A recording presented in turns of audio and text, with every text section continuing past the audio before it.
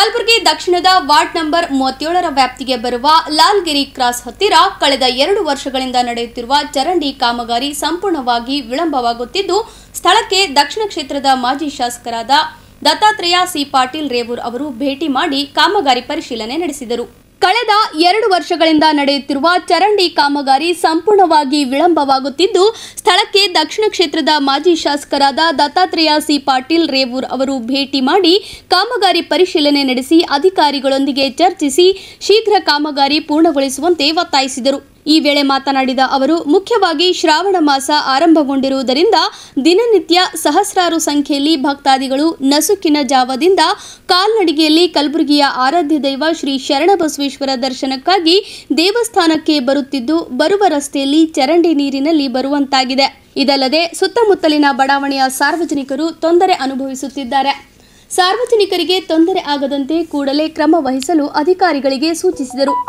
ಕಲಬುರಗಿಯಲ್ಲಿ ಶರಣಬಸವೇಶ್ವರ ದೇವಸ್ಥಾನಕ್ಕೆ ಹೋಗುವಂಥ ರಸ್ತೆ, ಅದು ನಮ್ಮ ಸೂಪರ್ ಮಾರ್ಕೆಟ್ದಿಂದ ಆಗಿರ್ಬೋದು, ಶಾಬಜಾರದಿಂದ ಬರುವಂಥ ರಸ್ತೆ ಆಗಿರ್ಬೋದು. ಅಲ್ಲಿ ಬಹಳ ನಮ್ಮ ಶಾಬಜಾರದ ಒಂದೇನು ಲಾಲ್ಗಿರಿ ಕ್ರಾಸ್ ಇದೆ, ಅಲ್ಲಿ ಬಹಳಷ್ಟು ತೊಂದರೆಯನ್ನು ಜನರು ಇವತ್ತು ಅನುಭವಿಸ್ತಾ ಇದ್ದಾರೆ. ಶ್ರಾವಣ ತಿಂಗಳಲ್ಲಿ ಅನೇಕ ಜನ ಭಕ್ತಾದಿಗಳು ನಡ್ಕೊಂಡು ಬಂದು ಇವತ್ತು ದೇವರ ದರ್ಶನವನ್ನು ತಗೊಳ್ಳೋಕ್ಕೆ ಬರ್ತಾರೆ, ಶರಣಬಸವೇಶ್ವರ ದರ್ಶನವನ್ನು. ಆದರೆ ಬಹಳಷ್ಟು ಜನರಿಗೆ ಇವತ್ತು ರಸ್ತೆ ಮೇಲೆ ಇವತ್ತು ನೀರಿನ ಡ್ರೈನೇಜ್ ನೀರನ್ನು ಇವತ್ತಿನ ದಿವಸ ರಸ್ತೆಯಲ್ಲಿ ಹರಿತಾ ಇದೆ.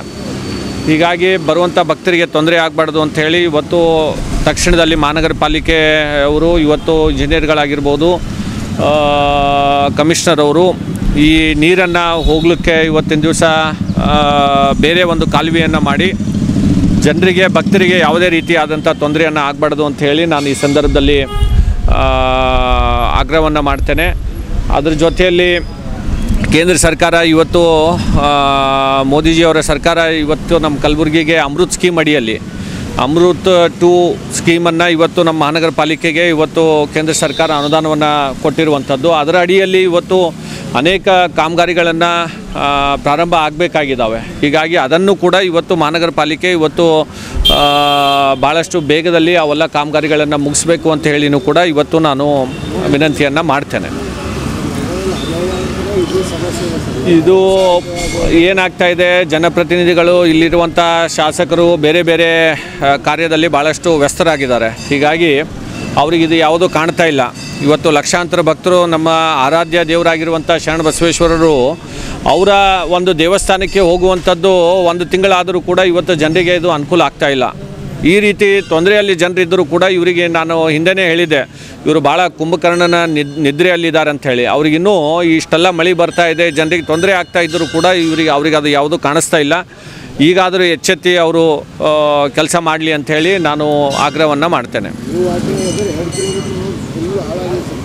ನೀವು RTO ಅಲ್ಲ, ನೀವು ನಾ ಮಾಧ್ಯಮದಲ್ಲಿ ನೋಡಿದ್ದೀನಿ, ದಕ್ಷಿಣ ಕ್ಷೇತ್ರಕ್ಕೆ ಬರುವಂಥ ಅನುದಾನವನ್ನು ಯಾವುದೋ ಬೇರೆ ಕ್ಷೇತ್ರದಲ್ಲಿ ಹಾಕಿ ಇವತ್ತಿನ ದಿವಸ ಕೆಲಸ ಮಾಡ್ತಾ ಇದ್ದಾರೆ. ಈ ರೀತಿಯಾದಂಥ ವ್ಯವಸ್ಥೆ ಇದೆ. ಹೀಗಾಗಿ ಈಗಾದರೂ ಎಚ್ಚೆತ್ತಿ ಇವತ್ತಿನ ದಿವಸ ಜನರಿಗಾಗಿ ಅವರು ಕೆಲಸ ಮಾಡಲಿ ಅಂತೇಳಿ ನಾನು ಈ ಸಂದರ್ಭದಲ್ಲಿ ಆಗ್ರಹವನ್ನು ಮಾಡ್ತೇನೆ. ಈ ಸಂದರ್ಭದಲ್ಲಿ ರಾಮಚಂದ್ರ ಗುಮ್ಮಟ್, ಸಂಗಮೇಶ್ ರಾಜೋಳ್, ಮಹಾದೇವ್ ಬೆಳಮಗಿ, ಶ್ರೀನಿವಾಸ್ ದೇಸಾಯಿ, ಶರಣು ಭೂಸಾ, ಪುಂಡ್ಲಿಕ್ ಪರೀಟ, ಅರವಿಂದ್ ಗೊಟ್ಟೂರ್, ಶರಣು ಸಜ್ಜನ್, ಅಮಿತ್ ಕುಲಕರ್ಣಿ, ಸಚಿನ್ ಬನ್ನಿ, ಗಂಗಾಧರ್ ಮಾಮಾಡೆ, ಗುರು ವಡ್ಡಗೇರಿ ಸೇರಿದಂತೆ ಅನೇಕರು ಉಪಸ್ಥಿತರಿದ್ದರು.